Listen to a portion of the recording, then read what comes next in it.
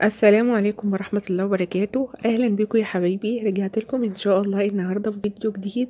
وفيديو بيحير الناس كتير قوي قوي، وهي تفسير رؤية الكلاب في المنام. اول حاجة، الكلب يدل على الصديق الوفي، وكمان بيدل على عنصر الامان والحماية للصديق. الكلب لو عضك او جرى وراكي او اذاكي، او حسيتي ان هو عاوز يأذيكي، ده بيدل على عدو ليكي، فلازم من هنا تحذري. طيب، ونباح الكلب في المنام يدل على الكلام السيء ليكي، وكمان بيدل على اضطرابات نفسية داخل الإنسان. يعني لما تكوني متضايقة من حاجة أو حاسة إن انت قلقانة من حاجة وتحلمي بنباح الكلب، فما تقلقيش، ده بيدل على اضطرابات نفسية. طيب، وعضة الكلب ده بيدل على صديق مش كويس جدا، لازم تحذري منه، هو عدو بقى مش صديق. تمام. لو عضك في ايدك، ده بيدل على قطع عيشك من حاجة انتي بتتمنيها. لو عضك من رجلك، ده بيدل على قطع رجل من قطعك، يعني لحاجة انتي بتسعي فيها وللأسف مش هتعرفي توصلي فيها. طيب، مش تعالوا بقى نتكلم على الصديق شوية.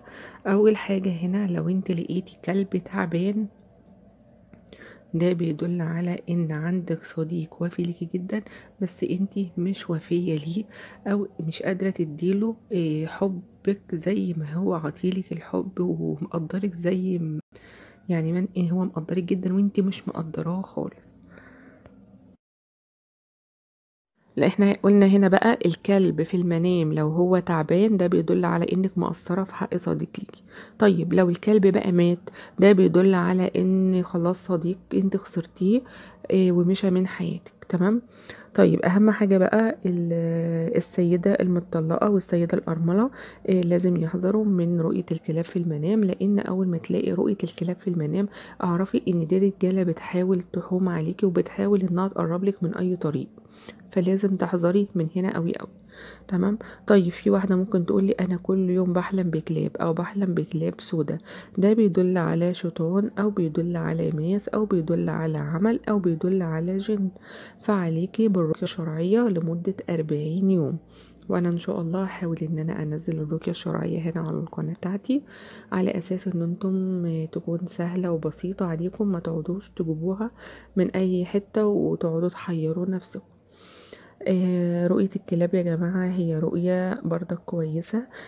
في ناس كتير قوي تقولك ان رؤية الكلاب عدو. لأ، مش كل الرؤى، مش كل الحلم، مش كل التفسيرات. لازم نفهم ولازم نعرف البيانات بتاعتك. متجوزة صديق الكلب ده انت شفتي ازاي، عضك، جرى وراكي، عمل ايه بالظبط، على اساس ان احنا نعرف نفسر حلم تفسير رؤية الكلب في المنام. شكرا لكم يا حبايبي، ويا ريت ما تنسوش تعملوا لي لايك واشتراك في القناة لو اول مرة تخشي وتشوفي قناتي. اهلا بيكم يا حبايبي في قناتي فسر حلمك بشرة خير. والسلام عليكم ورحمة الله وبركاته.